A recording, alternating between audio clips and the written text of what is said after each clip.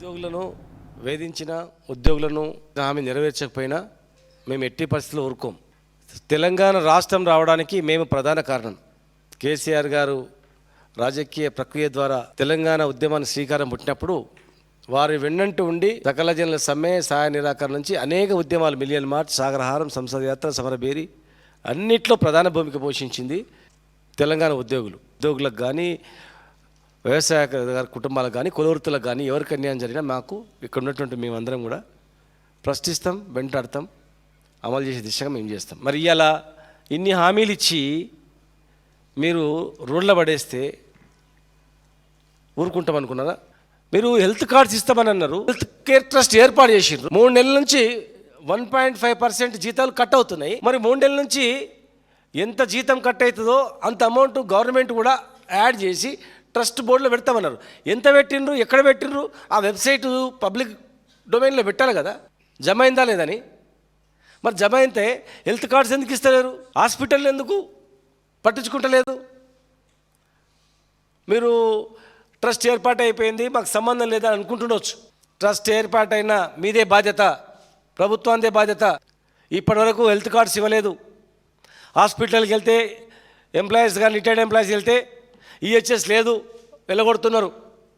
మరి ఏ హాస్పిటల్కి మీరు కరెక్ట్ ఇన్స్ట్రక్షన్స్ ఇవ్వలేదు, హెల్త్ కార్డ్స్ ఇవ్వలేదు. జర్నలిస్టులకు ఇస్తామన్నారు, ఉద్యోగులకు ఇస్తామన్నారు, రిటైర్డ్ ఉద్యోగులు అన్నారు. ఎక్కడ పోయినాయి అవి?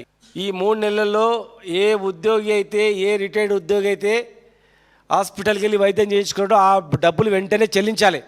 ఫీజు ఆ అమౌంట్ రీఎంబర్స్మెంట్ చేయాలి ఇమ్మీడియట్గా. వెంటనే హెల్త్ కార్డ్స్ ఇవ్వాలి. రిటైర్డ్ ఉద్యోగులకు అదనంగా 2,000 కోట్ల రూపాయలు ఇస్తున్నామన్నారు. ఎవరికి ఇచ్చిండ్రు? చూపించండి, లిస్టు పెట్టండి. రిటైర్డ్ ఉద్యోగుల బెనిఫిట్స్ లేవు, వైద్యం లేదు, కార్డులు లేవు, ఏది లేదు. ఈ దేశంలో అత్యధికంగా డిఏలు పెండింగ్ ఉన్నది ఇక్కడనే. మేనిఫెస్టోలో 3 నెలల్లో పిఆర్సీ అమలు చేస్తామన్నారు. 3 సంవత్సరాలైంది కమిటీ వేసి. 3 సంవత్సరాలైన కమిటీ ఇప్పటివరకు నివేదిక ఇవ్వదా? పిఆర్సీ కమిటీ ఎక్కడ పోయింది? డిఏలు ఎక్కడ పోయినవి? ఏమున్నప్పుడు దేశంలో నెంబర్ 1 పిఆర్సీ ఉన్నది ఏ రాష్ట్రం అంటే తెలంగాణ ఉన్నది. ఇవాళ నెంబర్ 1 డిఏలు పెండింగ్ ఉన్నది ఎక్కడ అంటే ఇక్కడ. ఇవాళ 4,800 ఏజెన్సీలలో 4,300 ఏజెన్సీలు మరి ఈఎస్ఐ, ఈపీఎఫ్ కట్టట్లేదు. 1,000 కోట్ల స్కామ్ జరిగిందని చెప్పి నిర్ధారించారు. గవర్నమెంట్ అధికారులే వెరిఫై చేసి 1,000 కోట్లు స్కామ్ జరిగింది, 1,000 కోట్లు వీళ్ళు తిన్నారని. ఈ 1,000 కోట్ల స్కామ్ బయట తీయండి. మరి ఇన్ని వేల కోట్లు బయటపడ్డా కేసు పెట్టలేదు, ఒక జ్యుడిషియల్ ఎంక్వైరీ లేదు, సిట్ లాంటి సంస్థకి ఇవ్వలేదు, లేదు ఒక ఏసీబీ, విజిలెన్స్ లాంటి సంస్థలకు మీరు ఇవ్వలేదు. ఇవ్వకుండా 1,000 కోట్ల కుంభకోణాన్ని మీరు కప్పిపుచ్చిరంటే దీనిలో ఎవరిదన్నా హస్తం ఉందా? ఏ మంత్రిదన్నా హస్తం ఉందా? మాకు తెలిసినంత వరకు ఒక మంత్రి హస్తం ఉంది, ఒక మంత్రి దగ్గర వ్యక్తి దీనిలో ఉన్నాడు, అందుకే కేసులు కానియకుండా నొక్కి పట్టిండని. 1,000 కోట్ల భూములు పోతున్నాయి, నిధులు పోతున్నాయి, చివరికి జీతాలు కూడా వదట్లేదు వీళ్ళు. మహాత్మాగాంధీ యూనివర్సిటీలో 140 పోస్టులు వస్తే 3 లక్షలకు పోస్ట్ అమ్ముకున్నారు.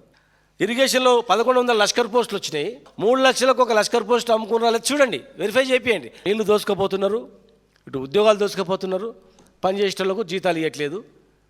కొంతమందిని మభ్యపెట్టినంత మాత్రం జరిగేది ఏం లేదు. మేము గమనిస్తున్నాం, చూస్తున్నాం. ఒక్క రిటైర్డ్ ఉద్యోగి చనిపోయినా బాధ్యత ప్రభుత్వాందే. వెంటనే సపరేట్ సెల్ ఏర్పాటు చేసి క్యాష్లెస్ ట్రీట్మెంట్, ఎంత వైద్యం ఖర్చైనా సరే, ఎన్ని డబ్బులు ఖర్చైనా సరే ప్రభుత్వందే బాధ్యత. మీ ఎలక్షన్ మేనిఫెస్టోలో పెట్టిండ్రు సిపిఎస్ని రద్దు చేస్తామని. మరి 30-40 సంవత్సరాలు పనిచేసినటువంటి ఉద్యోగి రిటైర్డ్ అయిన తర్వాత చెమాడుకోవాలనా? లేకపోతే శరీరంలో ఉన్నటువంటి కిడ్నీలు అవయవాలు అమ్ముకొని బతకాలనా? తినాలన్నా? ఏం తిని బతకాలా? హామీలు ఇచ్చినప్పుడు మీకు అమలు చేయడం చేత కాకపోతే హామీలు ఎందుకు ఇస్తారు? మా ప్రధానమైనటువంటి డిమాండ్లలో మొట్టమొదటి డిమాండ్ సిపిఎస్ రద్దు చేయడమే. సిపిఎస్ రద్దు చేసి ఓపీఎస్ ఒకవేళ రాకపోతే ఖచ్చితంగా మిమ్మల్ని వెంటాడతాం. మేము ఉద్యోగులందరూ తిరగబడతారు.